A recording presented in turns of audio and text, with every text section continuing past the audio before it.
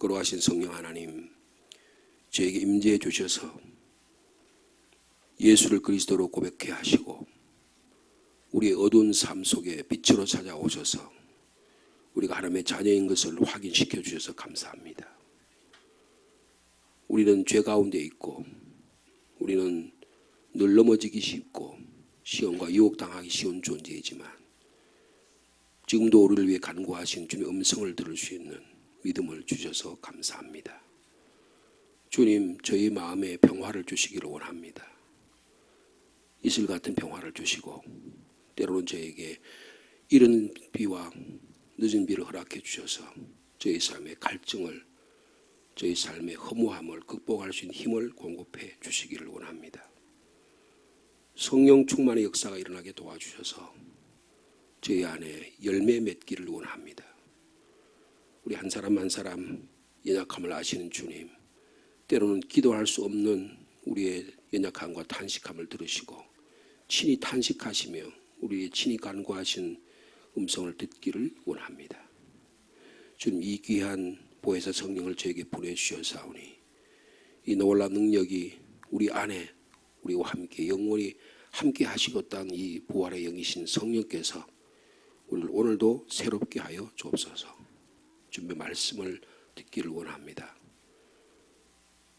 다윗이라고 하는 한 사람의 모습을 통해서 우리가 얼마나 연약한 존재인지, 우리가 얼마나 죄 가운데 넘어지고 쓰러지기 쉬운 존재인지, 그러나 하나님은 그 가운데도 찾아오셔서 우리를 새롭게 하시고자 하는 하나님의 뜻을 발견하는 이 아침이 되게 하여 주옵소서. 예수님의 이름으로 기도하옵나이다. 아멘. 어제 이어서 사무엘하 11장 14절 말씀부터 27절 마지막 절까지 말씀 나누도록 하겠습니다.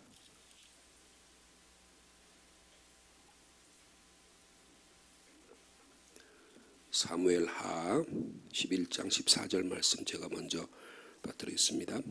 아침이 되매 다윗이 편지를 써서 우리아의 손에 들려 요압에게 보내니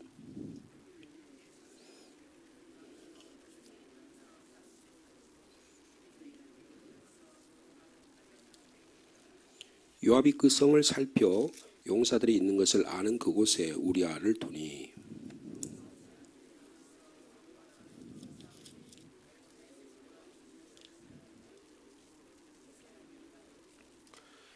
요압이 사람을 보내 그 전쟁의 모든 일을 다윗에게 보고할세.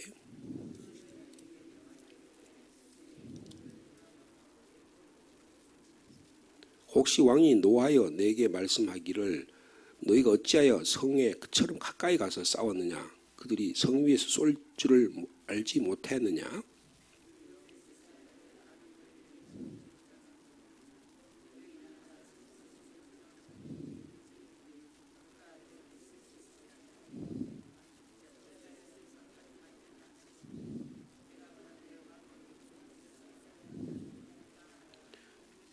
전령이 가서 다윗에게 이르러 요압이 그를 보낸 모든 일을 다윗에게 아뢰어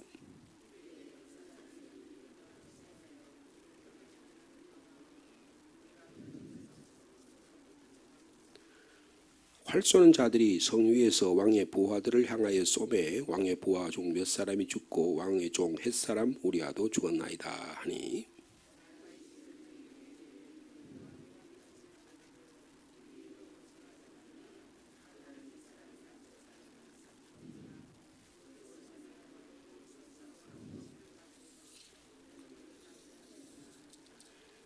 26절입니다. 우리아의 아내는 그 남편 우리아가 죽었음을 듣고 그의 남편을 위하여 소리내어 우니라.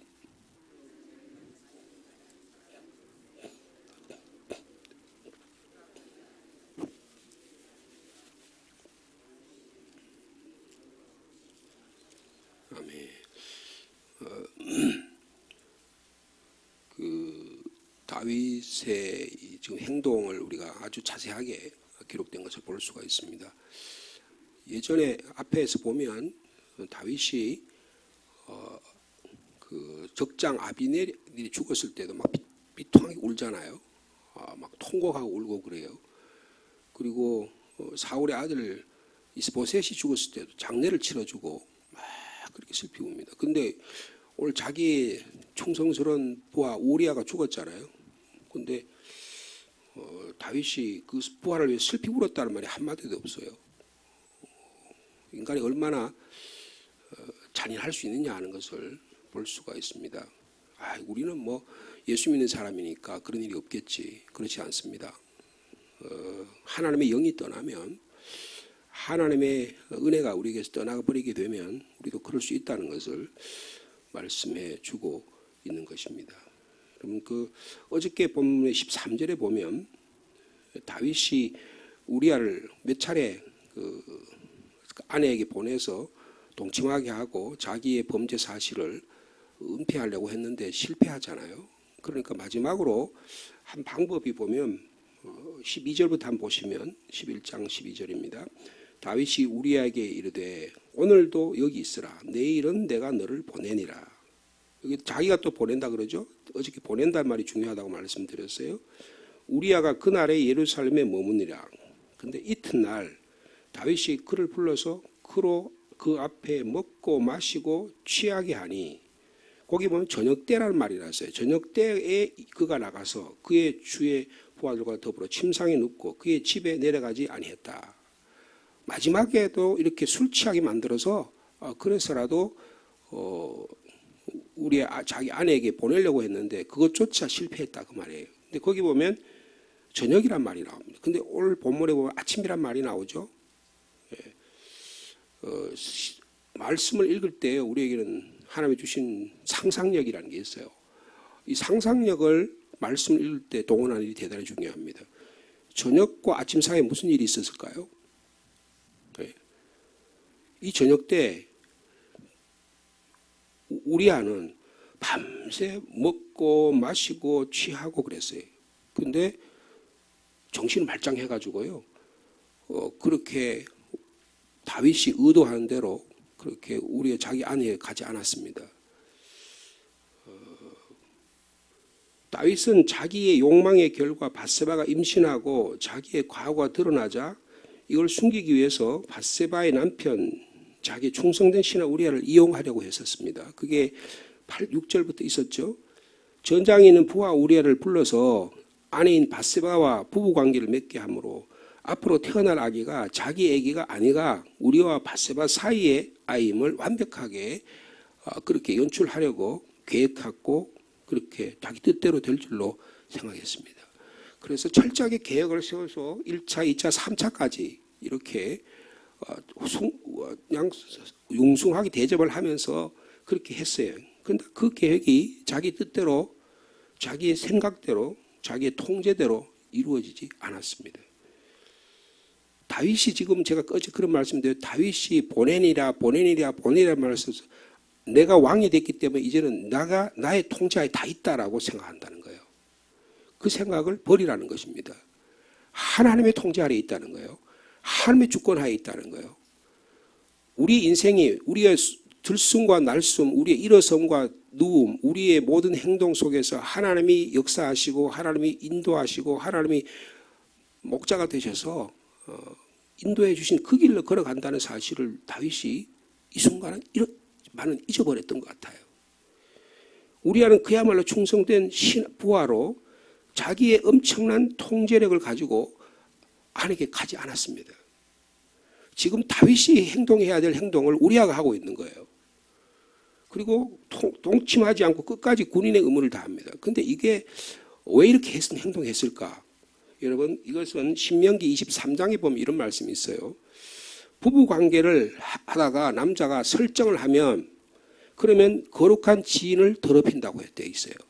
그러니까 부부관계를 통해서 남편이 아내에게 그렇게 설정을 하게 되면 부부관계에서 지인이 더럽혀진다는, 그러면 지인에 나갈 수가 없습니다.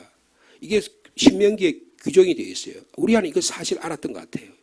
그래서 만일 우리아가 아내와 동침해서 설정하게 되면 그는 하나님의 거룩한 이 현존 앞에 머무는 진으로 즉각 돌아갈 수 없다는 사실을 너무나 분명히 알았다는 거예요. 그래서 이 일을 행동하지 않았던 것입니다. 아마도 이런 이유 때문에 우리아는 집으로 돌아가지 않았고 야정군처럼 근위병 숙소에서 잠을 자려고 했던 것으로 생각이 돼요.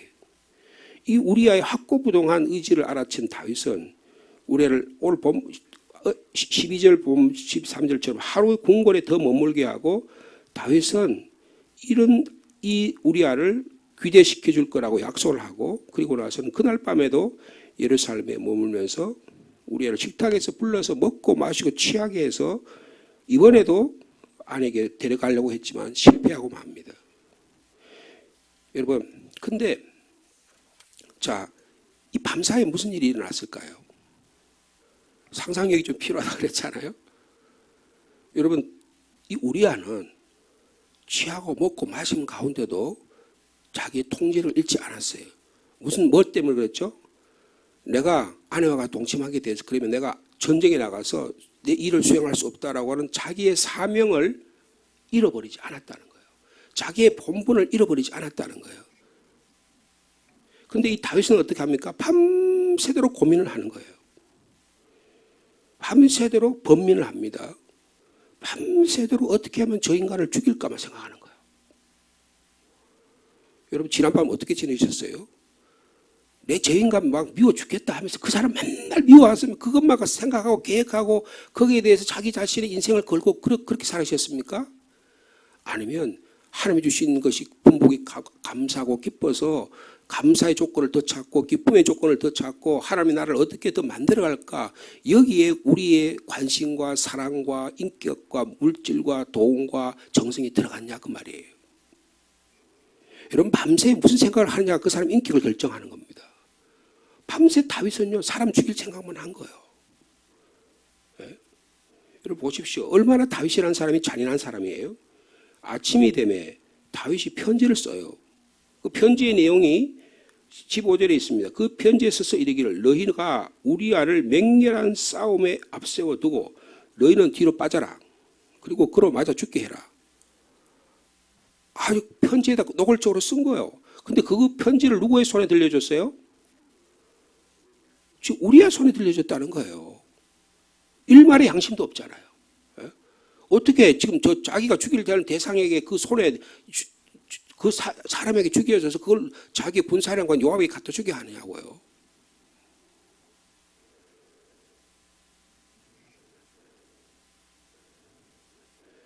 아니 자신의 사망 보증서를 자기 부하의 충성스러운 부하의 손에 들려서 그걸 가져가게 하도록 하는 다윗이 어떤 인간인가 한번 보시라고요. 왜 이렇게 자세하게 쓰고 있을까요? 왜 성경이 여기에 대해서 이 아담이 하와가 범죄했을 때 하나님이 마귀가 들어와서 유혹하는 장면이 나오잖아, 그죠? 너가 하나님 같이 될 거다. 하나님이 너 그 선악과를 따먹게 되면 하나님처럼 똑똑 하나님같이 보게 될 거야. 하나님 같은 존재가 될 거야. 그래서 보암직도 하고 먹음직도 하고 만집증도 해서 그걸 따먹어 버리잖아요. 여러분 인간의 범죄라는 게 얼마나 하나님을 떠난 인간의 삶이라는 게 얼마나 비참한 것인 걸 말씀해 주는 거예요. 다윗은요 자신의 계획이 실패에 그친 걸 보고 우리아를 전쟁의 가장 치열한 전장에 보내 죽게 할 계획을 세웁니다. 밤새도록 그 생각만 한 거예요. 자기의 범죄 사실을 은폐하기 위해서 그 다음에 한 가지 거짓말하면 몇 가지 거짓말을 해야 돼요? 서양의 속담에 한 번 거짓말하면 7번 거짓말하게 되어 있다 그래요. 한 번 거짓말하면 그 거짓말을 그것을 자기 것을 숨기기 위해서 7번 거짓말을 해야 돼요. 그 다음에는 걷잡을 수가 없는 것입니다. 걷잡을 수가 없는 거예요.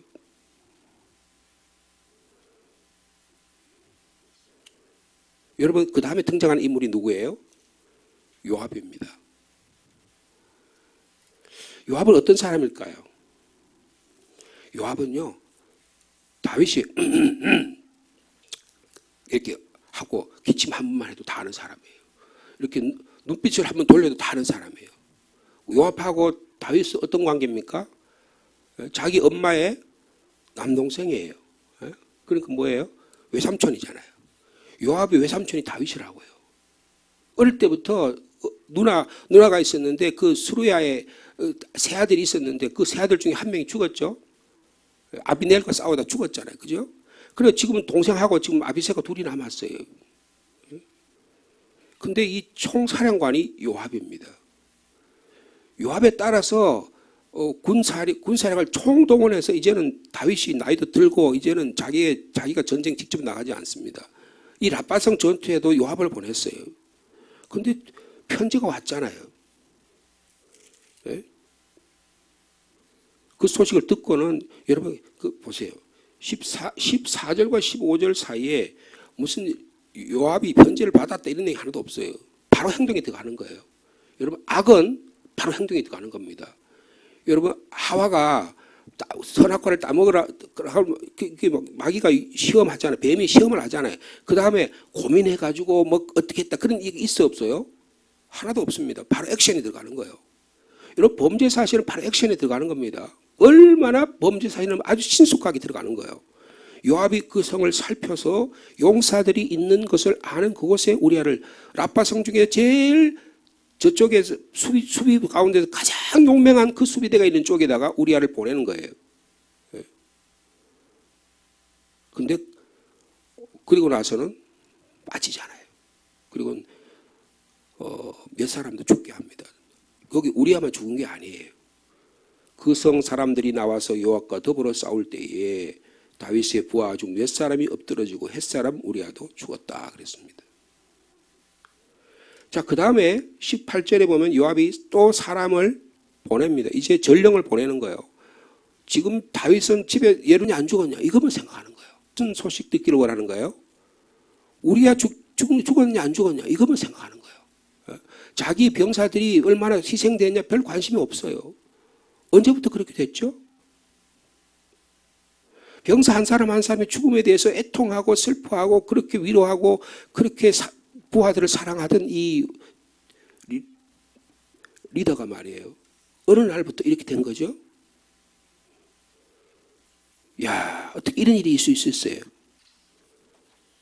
여러분, 지금 18절에 보니까 사람을 보내 전장의 모든 일을 다윗에게 보고합니다. 근데 보고하기 전에 명령을 내려요. 뭐라고 명령을 내립니까? 그 전령에게 명령하여 이르기를 전쟁의 모든 일을 내가 왕께 보고하기를 마친 후에 혹시 왕이 노하여 내게 말씀하시기를 너희가 어찌하여 성에 그처럼 가까이 가서 싸웠느냐 그들이 성 위에 쏠 줄을 알지 못하느냐 그러면서 이 사사기에 있던 아비멜렉이 너무 가까이 가지고 여인의 맷돌에 맞아 죽었다는 그 사실도 모르면서 그렇게 가까이 가서 전쟁을 해서 어리석은 놈들이라 그래서 아마 그 국법을 내가 다스려야겠다 이런 화를 내게 될 거라 거예요. 그것까지 다 아는 거예요. 그렇게 말하거든. 21절에 왕의 종 햇사람 우리아도 죽었습니다. 이 말 한마디인데 붙여라고 말해요. 그대로 시행을 합니다. 전령이 나가서 여러분 보세요. 22절에 보면 다윗에게 이르러 요압이 그를 보낸 모든 일을 다윗에게 아뢰 이르되 이 사람이 또 그거 더 붙입니다. 요압이 이렇게 얘기하니까 전령은 그거다 더 갖다 붙이는 거예요. 적의 전세를 더 확장해서 더 확대해서 해석을 합니다. 보세요. 22절이에요. 그 사람들이 우리보다 우세하여 우리를 향하여 들러 나오므로 우리가 그들을 쳐서 성문 어기까지 미쳤습니다. 그러니까 자기 전쟁을 하다가 저 사람들이 또 막 강한 그 용사들이 나와서 하니까 바깥에 나와 싸웠다 그 말이에요. 싸워서 전쟁에서 막 싸우다가 우리가 힘을 다해 싸우니까 저 인간들이 성으로 도망갔다 그 말이에요. 그 이야기를 지금 설명하는 거예요. 들러오므로 우리가 그를 쳐서 성문 어기까지 미쳤더니 활 쏘는 자들이 성위에서 왕의 부하들을 향하여 쏘매 왕의 부하 중 몇 사람이 죽고 왕의 종 햇사람 우리아도 죽었습니다. 제일 마지막에 우리아 죽었다는 이야기를 하는 거예요. 앞에 부하들이 몇 사람 죽었다는 별로 관심이 없는 거예요. 여러분 요압이라는 사람이 어떤 사람이에요? 요압 자신도 우리아를 죽이기 위해서 유력한 중간의 지도자를 어리석은 작전으로 희생시키는 거예요. 여러분 이 작전을 누가 세운 겁니까? 요압이 세운 거예요? 다윗이 세운 거예요. 다윗이 세운 거예요. 여러분 참으로 교활합니다. 이렇게 계속 악해도 되냐 그 말이에요. 여러분 성경이 지금 우리에게 말하는 메시지는 뭐예요? 다윗 너 왜 그렇게 악해졌지? 너 왜 그렇게 교활한 거야? 너가 어디까지 악해질 수 있어? 여러분 다윗은 지금 간음을 했습니다. 그 다음에 남의 아내를 취했어요. 그리고 살인의 범죄까지 10계명의 3계명을 범한 거예요.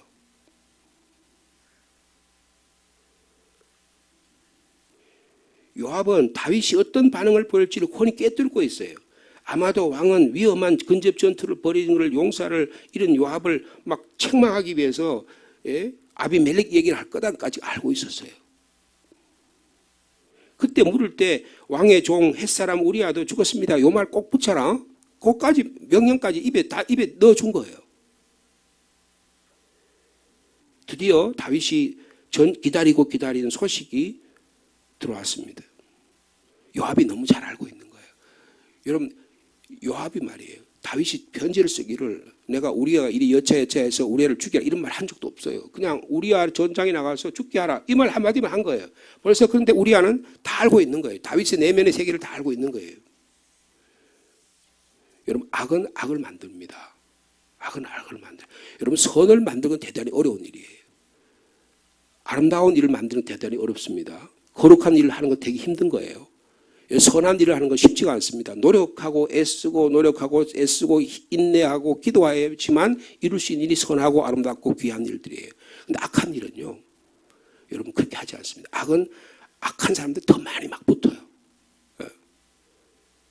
여러분 이 영적 세계를 우리에게 보여주는 것입니다.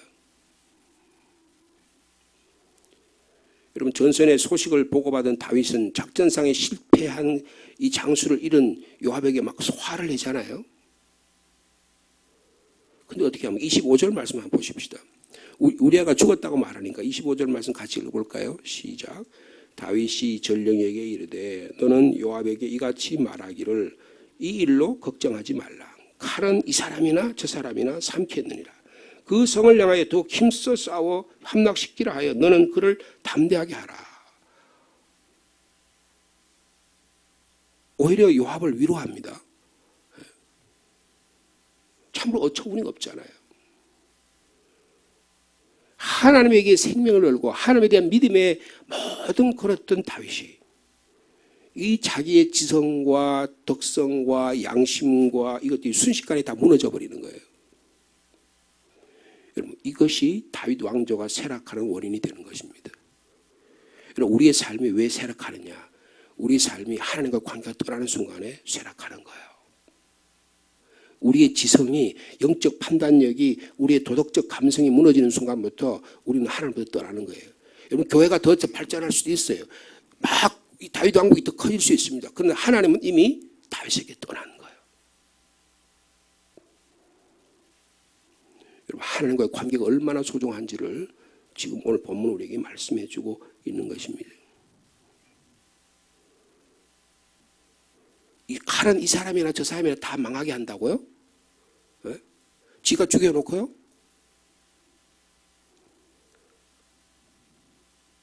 자, 26절 말씀으로 넘어가 보겠습니다. 시작. 우리아의 아내는 그 남편 우리아가 죽었음을 듣고 그의 남편을 위하여 소리내어 우니라. 이 여인이 할 수 있는 일은 여러분 이 우리아 아내 이름이 뭐예요? 바세바입니다. 근데 여기 우리아의 바세바라고 이름을 썼어요? 우리의 아내라고 썼어요? 왜 사무엘 쓰는 분이 우리 바세바라고 안 쓰고 우리아라고 썼을까요? 이거 뭘까요? 바세바는 인격이 없는 거예요. 여러분 우리아의 아내라는 것은 그냥 제3인칭을 이야기하는 거예요. 남의 소유물이에요. 그 소유물이 자기 주인이 잃어버리니까 그 잃어버림 때문에 슬퍼하는 것뿐이다. 그 이상도 이하도 아니에요. 우리의 아내가 누굽니까? 누구의 어머니예요? 솔로몬의 어머니입니다. 솔로몬은 계속 나중에 가면 천년 후에 누구의 조상이 되는 거예요? 예수님의 육신의 조상입니다. 네? 너무 아이러니하잖아요. 네?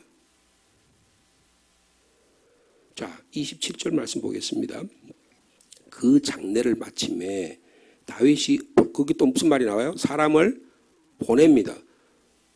아니 지금 남의 아내 남편 자기 충성스러운 부하를 죽게 해놓고 장례식 마치니까 이제 어떻게 하는 거예요? 그가 갖고 있던 소유물을 자기 주머니에 넣는 거예요. 이제 그 이야기를 하는 겁니다. 이게요. 그 장례를 마침에 다윗이 그 사람을 보내요. 그를 왕궁으로. 여러분 거기 보면 바세바라 말을 하지 않잖아요. 우리의 아내, 그 다음에 그란 말을 3인칭을 쓰잖아요. 그라고 이게 그러니까 무슨 말이냐면 소유물로 생각했다 그 말이에요. 그를 왕궁으로 데려오니 그가 그의 아내가 되어 그에게 아들을 낳으니라. 여러분 욕심 잉태하면 죄를 낳고 죄가 장성하면 사망을 낳아요. 지금 이 태어난 아기는 사망으로 난 아이예요. 욕심으로 난 아이예요. 앞으로 어떻게 될 것인가 하는 것을 12장에 나중에 소개하죠. 자, 이렇게 다 11장에 이런 일을 다 이야기한 다음에 그 다음에 이 사무엘을 쓴 분이 마지막에 한마디 하는 거예요. 거기다 코멘트를 한 겁니다. 뭐라고 평가를 합니까? 다윗이 행한 그 일이 여호와 보시기에 악하였더라. 여호와 보시기에 악했더라. 어떻게 이런 일이 있을 수 있는가 그 말이에요.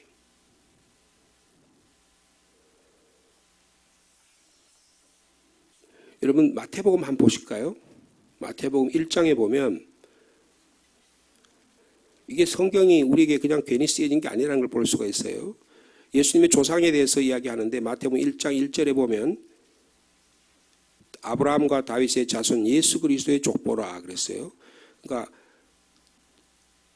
이 아브라함 그리고 다윗의 계를 이어서 예수님이 태어났다 그 말씀을 이야기하는 거죠. 근데 쭉 설명을 하는 거 보면 여러분 그 3절에 보면 유다는 다말에게서 베레사 세라라 다말이라고 하는 여자를 소개해요. 근데 성경 보통 족보를 이야기할 때 남자 족보를 들잖아요. 근데 성경에 여자 얘기 나와요. 다말이 이야기 나와요. 그죠? 다말이 누구예요? 유다의 며느리였습니다. 근데 유다하고 시아버지하고 며느리 사이에서 아기를 낳았다 그 말이에요. 그죠? 이게 말이 되는 이야기입니까? 근데 이게 다말이라는 여인 이름이라 그것도 다말이라고 이름이 나와요. 근데 그 다음에 보세요. 5절에 보면 살몬은 라합에게서 보아스를 낳았다. 여러분 보아스는 우리가 너무 잘 알죠. 룻과의 연애를 통해서 결혼한 사람이 보아스잖아요. 근데 보아스의 어머니가 누구라고요? 예? 라합입니다. 라합이 누굽니까? 여리고성의 기생이었었어요. 근데 그 기생도 이름이 있어요 없어요? 라합이라는 이름이 있습니다. 인격이 있는 거예요. 그 다음에 보세요. 보아스는 누구에게서요? 룻에게서 룻은 모압 족속입니다. 룻이라는 여인의 이름이 있어요. 자, 그런데 6장 이새는 다윗 왕을 낳으니라. 그 다음에 6절 그 다음에 후반절에 다윗은 뭐라 그랬어요? 우리아의 아내에게서 솔로몬을 낳았다. 여러분 이게 지금 몇 년이 지난 이야기예요? 이걸 기록했을 때 저희들이 사무엘 하에 있었던 이야기하고 몇 년이 지난 이야기예요? 1000년이 지난 이야기입니다. 다윗은요 주님이 태어나시기 1000년 전의 사람이에요. 근데 그 1000년이 지나고 나서도 바세바라는 이름이 등장을 안 해요. 무슨 이야기입니까? 이 다윗의 죄악을 드러내는 거예요. 드러내는 거예요. 여러분 하나님은 용서의 하나님이십니다. 하나님은 사랑의 하나님이세요. 그러나 우리 안에 범죄하고 우리 안에 하나님과 관계를 떠난 것은 절대로 용납하지 않으세요. 하나님 심판하신다는 거예요. 우리의 아내라고 표현해요. 우리 다시 본문으로 돌아가 보시면 우리아의 아내는 그 남편 우리아가 죽었음을 듣고 그의 남편을 위해 소리내 울었다. 그를 왕궁으로 데려왔다. 그가 그의 아내가 되었다. 그에게 아들을 낳았다. 전부 다 그라고 쓰잖아요. 그죠? 그러니까 바세바라는 이름이 한 번 등장하지 않는 거예요. 위에서 아빠 거기서 뭐 다말이라는 이름도 나오고 라합이라는 이름도 나오고 룻이라는 이름도 다 나오는데 어떻게 여기를 등장하지 않느냐 그 말이에요. 근데 그게 1000년이 지난 이후에도 마태가 그 일을 쓸 때 그러니까 유대인들의 의식 속에 뭐가 있는 거예요? 야, 우리의 위대한 왕 다윗이 한 행동 가운데 이게 범죄 사실이 있다. 근데 그 범죄 사실을 어떻게 해요? 고백하는 거예요. 여러분 이것은 위대한 신앙 고백입니다. 사람들 어떻게 하려고 해요? 범죄 사실을 숨기려고 하잖아요. 어떻게 하면 숨길까에 골몰하잖아요. 다윗이 그 짓을 한 거 아니야. 그 11장에서. 그죠? 그런데 이 사무엘 쓴 분은 뭐라고 말하는 거예요? 그 사실을 하나님은 드러내려고 한다는 거예요. 여러분, 우리 안에 잘못된 것이 드러나야 그 다음에 다시 회복될 수가 있는 것입니다. 그 이야기를 하는 거예요. 여러분 12장 1절 한번 보세요. 다윗이 행한 그 일이 여호와 보시기에 악하였더라. 그러니까 11장은 전부 다 다윗의 범죄 행각을 철저하게 다 드러냈어요. 그 다음에 드디어 하나님이 역사하기 시작하신다 그 말이에요. 하나님이 나단을 다윗에게 보내셨다 그렇게 말씀하고 있습니다. 저희들이 11장의 말씀을 어제와 오늘의 말씀 통해서 저희들이 살펴보았는데요. 인간이 하나님으로부터 영이 떠났을 때 어떻게 될 수 있느냐, 그리고 인간이 얼마나 잔인할 수 있느냐, 인간의 내면의 세상이 얼마나 철저하고 지난 밤 동안에 무슨 생각을 하고 무슨 계획을 하고 무슨 생각들을 하고 해서 오늘 한 하루의 삶이 나오느냐라는 거예요. 오늘 하루의 삶을 주님이 위해서 우리의 몸을 하나님이 기뻐하시는 거룩한 산지사로 드리는 여러분의 삶 되기를 축복합니다. 걸어가신 하나님 아버지, 저의 연약함을 아셔서 다윗의 범죄 사실을 다 자세하게 밝히시고 우리도 다윗과 결코 낫지 않는 연약한 존재임을 깨닫기를 원합니다. 걸어가신 성령님, 저희를 떠나지 않으시기를 원합니다. 저희들이 아주 사소한 일로부터 큰 일이기까지 하나님 앞에서 살아가고 있다는 사실을 잊어버리지 않게 하여 주시옵소서. 하나님은 우리의 눈빛, 우리의 말 동작, 우리의 모든 것을 보고 계십니다. 우리가 하나님 앞에서 잘못한 일이 있으면 주님 용서하여 주옵소서. 상대방과의 관계에서 또 의식적이든 무의식적인 잘못한 일이 있으면 서로 용서하고 용서받을 수 있는 그런 삶이 되기를 원합니다. 우리 안에 깊이 숨겨진 죄악을 또 숨기려고 한번 거짓말하면 또 거짓말하려고 이런 일이 반복되다가 우리의 삶에 깊은 그림자가 드리워지고 우리가 사람과의 관계가 멀어지고 주님과의 관계가 멀어질까 심히 두렵습니다. 오히려 신앙생활을 한다고 하면서 더 주님과 멀어지는 그런 이율배반적인 일들이 우리에게 너무나 많이 일어나고 있습니다. 주님, 저희 오늘도 성령께서 우리를 조명해 주셔서 우리 삶이 깨끗해지기를 원합니다. 우리 삶이 회개하기를 원합니다. 주님, 이 아침에 하나님의 말씀 듣고 성령께서 우리에게 찾아오셔서 우리가 하나님의 거룩한 영으로 새로워지기를 원합니다. 주님, 말씀해 주시니 감사합니다. 하나님 보시기에 선한 행동, 하나님 보시기에 아름다운 행동, 하나님 보시기에 거룩한 삶을 살아드리는 거룩한 하루가 될 수 있도록 주께서 역사하여 주옵소서. 이 새벽 시간에, 조용한 시간에 주님 앞에 나와 말씀을 듣고 기도하기를 원하는 한 분 한 분들에게 주님 찾아가셔서 말씀하여 주옵소서. 깨닫게 하여 주시옵소서. 기도의 제목을 가지고 이 자리에 나왔습니다. 어떤 형편으로 나왔을지라도 주님이 응답해 주실 줄로 믿습니다. 오늘 수요 기도회로 모입니다. 말씀과 찬양과 기도가 있는 성령 충만한 삶을 살아가는 저에게 지혜도 허락하여 주옵소서. 예수님의 이름으로 기도하옵나이다. 아멘.